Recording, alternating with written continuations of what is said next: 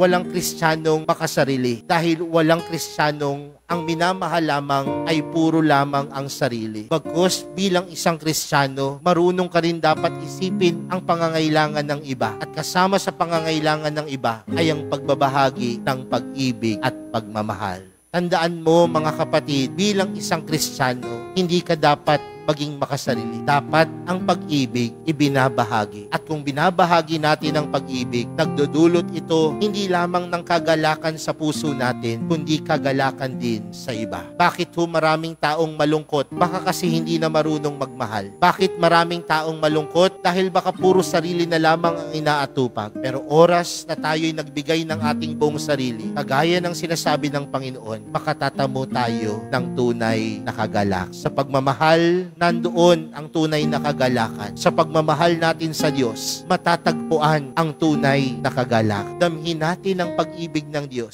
Ito'y wagas. At kung ito'y wagas, huwag nating sarilinin. Kagaya ni Jesus, ibinahagi niya ang pagmamahal na ito. At kung tayong lahat ay sumusunod sa Panginoon, huwag tayong mag-atubiling, magbahagi din ng pag-ibig na tinanggap natin mula sa Diyos.